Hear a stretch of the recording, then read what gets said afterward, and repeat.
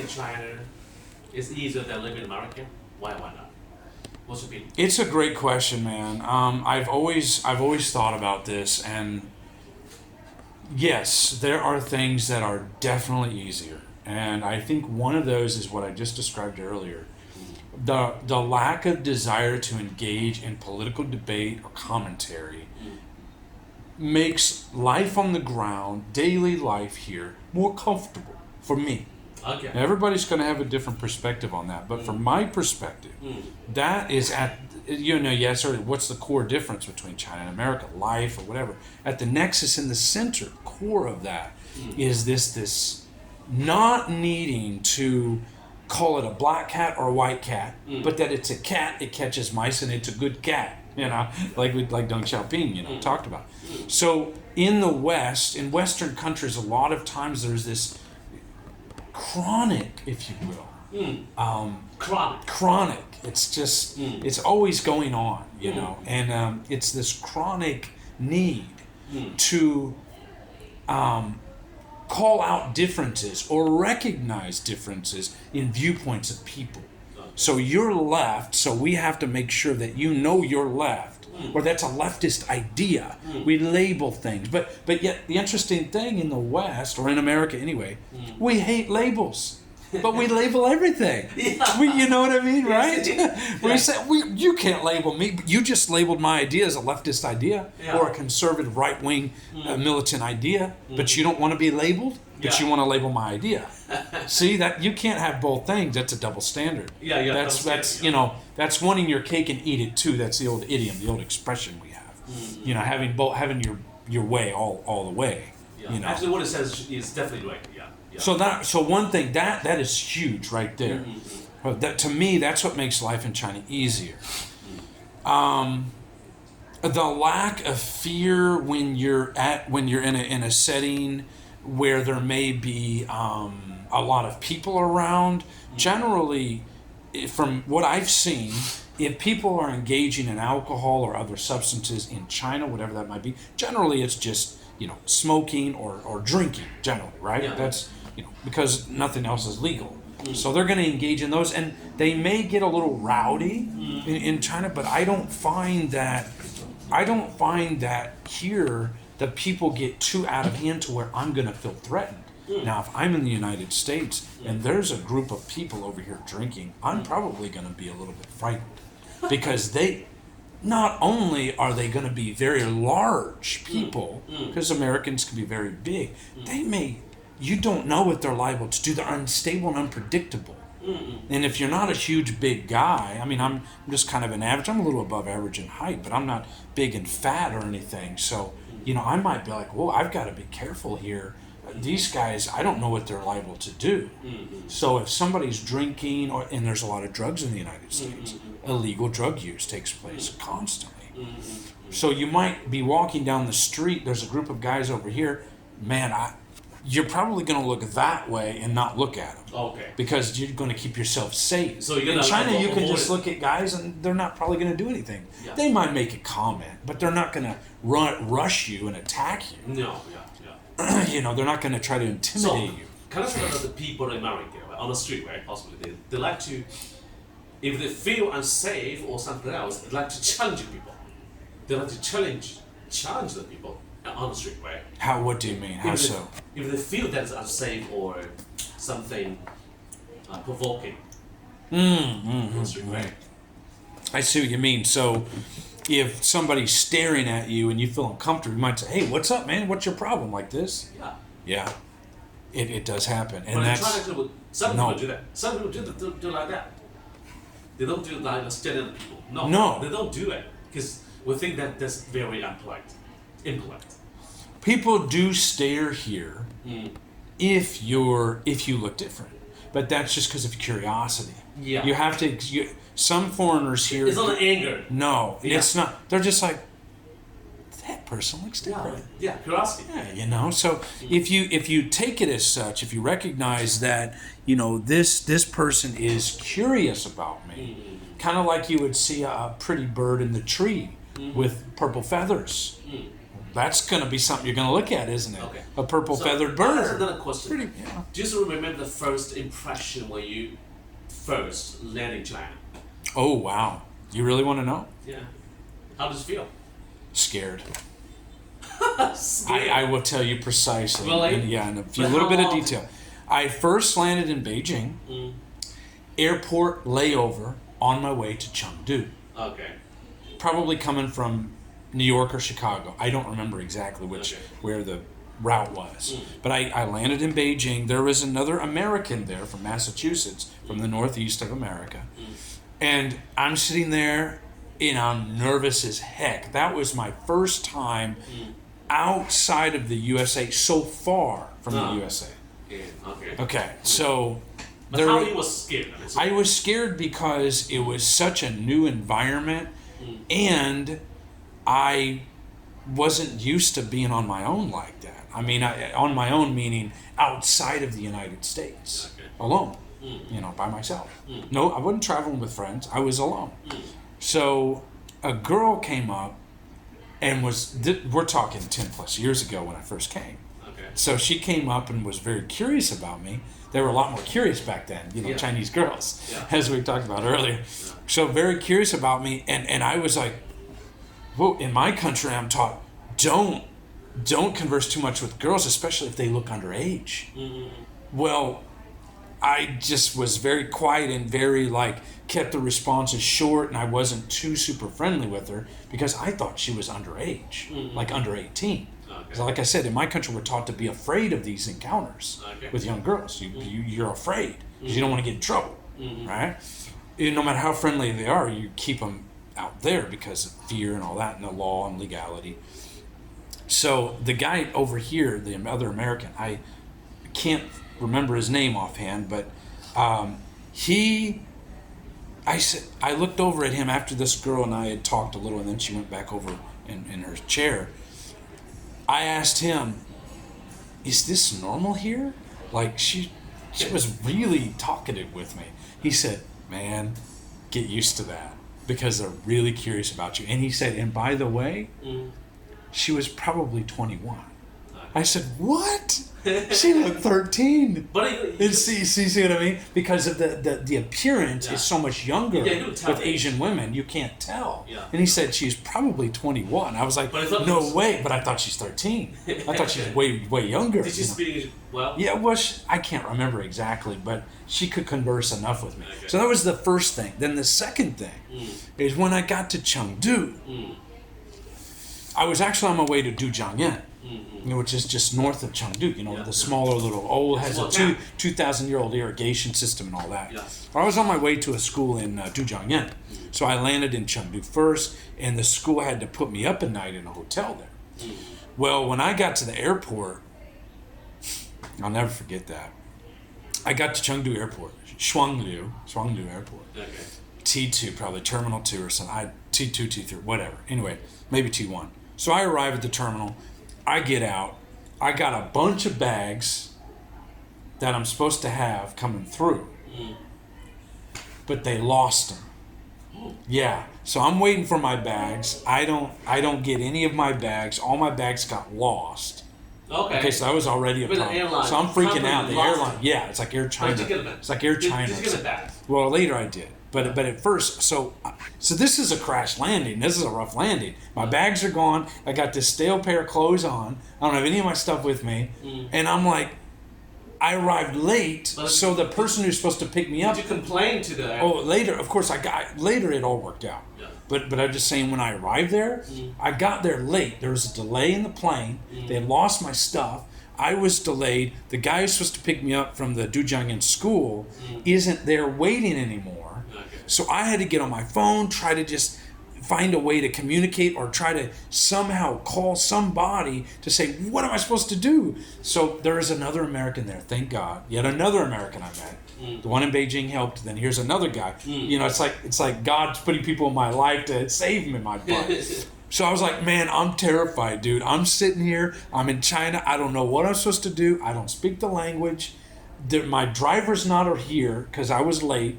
My bags aren't here, and I was like, man, I'm just like I'm panicking. And the guy was like, calm down. This American guy, I can't remember where he's from, but he's like Louisiana or something. He said, calm down, it's okay, man, it's cool. He'd been here for a while. He had his wife and all that, Chinese wife, you know. Like, chill out, it's gonna be all right. He said, do you want to use my phone? So he had a Chinese SIM, and of course I didn't have any Chinese SIM card. So I was like, yeah, man, I need to like call. So he let me use his phone. Called the school. They said, oh yeah, the driver left because of this and that. You were late and blah blah blah, and something happened. So we're gonna put you up at a hotel. I was like, okay, how do I do this? You know? And he's like, okay, well, you need to tell the driver or give the driver this piece of paper with the information on it. And I didn't have the phone working, so they got me a cab. I got in the cab, had a piece of paper with everything on it. The driver's like, we can't communicate. It's my first time in China, you know, and I'm like, okay. He didn't know where to go. So I was like, call. I had to use body language. I didn't know any Chinese, zero, nothing. So I was like, can you please call, you know, the work so we can go? And so he used his phone to call that number, the school, you know, and then they were able to talk with each other. The driver of the taxi. Okay, there were no Didis back then. Didis didn't exist. When? 10 plus years ago. I don't think Didi was around yet. It was just about to come out. So anyway, calls, and they figured it out. And when he drove me, here's the biggest part of this story. When he drove me to the place where I was going to stay at the hotel, it was dark. It was night. I'm driving through this city. We're on, you know, Chengdu had the old circular, the ring road system. It still has, right? The ring roads. So we're like Erhuanlu, Yihuanlu area. You know, we're in the ring road area. And we're driving around this ring, and I'm looking up at the city, like all the skyscrapers and the red sky because of the pollution. And I'm just like, I'm in some alien planet here, you know? The smells, you would have to go to America and just smell how different it smells there. China just has a different smell. Different cities in China have different smell. So I'm smelling this, everything, the food and the air and the aromas and the pollution and everything mixed together, and the sky, the red sky, and the buildings with their little blinking light. I mean, I was terrified. You know, I'm just this kid, at the time I'd say kid from Indiana, and here I am in a taxi in China going to some hotel. I can't even believe I'm here, right? I got to the area. He says, it's here. I'm like, it's here? I look outside, it's dark, and all I see are these girls in short shorts. We're talking August here, okay? August, yeah. They've got their, you know, it's Chengdu. It's Chengdu. Beautiful girls with nice, long, sexy legs, little skirts, little Daisy Dukes, short shorts. And you know what I think about them? I think they're all prostitutes. I'll get back at it. And I said, he just took me to a bordello. He took me to a whorehouse. And I'm like, what is this guy trying to do? And all I think in my mind is, this guy's trying to like cheat me somehow or rob me or something. That's because I knew nothing about China, dude. I didn't know I was in one of the safest countries in the world. So in my mind, I'm thinking, oh my God, I'm going to get robbed, or these girls are going to try to, you know, like, get me to pay them for sex or something. But actually, when I got out, it was all fine. I got in the hotel, and I looked out the window. I got up to my room, I looked out the window, and I called my mom, actually. First thing I did was call my mom. I was like, Mom, this is scary. That's what I did, man, honestly. Really? Yes, I did. I called my mom. And she comforted me. So, you know, that helped. She's like, it's going to be okay. It's a new place. It's going to be scary. Yeah. Just get some sleep. Yeah. She's like, just try to sleep. So I had jet lag so bad. So how much time did you take you to get used to it? Very soon. Maybe 1 week. No. You spent time? No, it took time. Okay. And when I... You know, I mean, I went on and on. You asked me, like, what did I really think or how did I feel about when I first got here? I told you that long story to kind of tell you this. When I first got to China, I didn't really like it. it was so different Okay. and scary. So that was about 10 years ago, right? Yeah, 10 plus, 10 plus. maybe 12. Yeah. So it was so different and scary. I just couldn't embrace the change. I couldn't embrace the difference. There were things that were so different about being here. What And difference did you feel like? one of the things that was different was I was made aware I was different. Okay. Because people will look at you. Remember we talked about that, like a purple bird in the tree. I was that purple bird. I mean, when you're in America, you don't feel different because nobody looks at you. See, people, they don't look at each other in America. Unless a girl or a guy really attracted to each other, maybe they'll exchange some looks, but generally people do not look at each other. In China, though, if you don't look Chinese, or you look a little different, or something's different about it, they're going to look at you. So the first thing that happens is you're made aware that you're actually unique here. Your physical appearance brings something different about you that people are curious about. Yeah. So that's a huge change. You were in Duzhangyue, right? Yeah. That's a tiny, Yeah. That's a tiny city. No, it's a town. Yeah. Right? It's a town. Yeah, it's a A town. little hamlet, almost like not a village, but a town. Yeah. So yes. But So, if you were in Shenzhen, Guangzhou, or Beijing. right. Maybe it would have been a little better or different. Yeah. So I did have a little bit of a different experience coming into a place in Sichuan, where the people are going to have a look at you. So that was one of the things that was different. The food. I mean, come on. First of all, it's not Shenzhen food. It's Sichuan food. Hot. It's mala, man. Yeah, mala. You know, it tears your butthole apart, and when you use a bathroom the next day, you better have put your toilet paper in the freezer. As my buddy John, well, not friend anymore, but John Fees, hey, mad props to John. He was a guy who kind of helped guide me through that my first bit in China there. And, you know, he was married to it. He was probably in his 50s at the time already. Okay. You know, and we're talking 12 years ago or something. Yeah. So he's probably in his 60s now. But he was in his 50s, and he kind of helped guide me. He was married to a Chinese gal. He was working at the school there, Duzhangyuan. And What a school? it was an international school. It was an IB international school. International high school. Baccalaureate, yeah. High school? IB. IB. Yeah, high school, yeah. Okay. I think it might have had a middle school affiliate, or affiliated somehow. Middle school. Affiliated with my school. But it was mostly a high school. I mean, I did high school classes, you know. And it didn't work out for a couple of reasons. One, I mean, you asked me, you know, why was it so scary? Why was it different? Why didn't I like it? I felt because I was made aware of my difference. Some people would embrace that, but I felt a little insecure about that. So I didn't embrace that different or feeling different so much then. And then also there was that. Are we good on time for the? We're okay on time for the English corner. 7:30. Yeah, it's fine. But yeah, I'll finish this up here. But so being made aware of my differences, the food, and I discovered something that I clashed with the Chinese culture over directness versus indirectness. I'm fairly direct. And I found that is not such a good thing in Chinese culture to be direct. Because if you're too direct and demanding of what you expect or what you want, you're perceived as rude. Yeah. And so Chengdu is very traditional. No, Chinese people is a little bit conservative. Yeah. You know, they like to hide something in the mind. Yeah. Or go like this, circular. Yeah, circular reasoning, circular conflict resolution. Yeah. Like if they want to deal with you, they won't go that way, they'll go this way.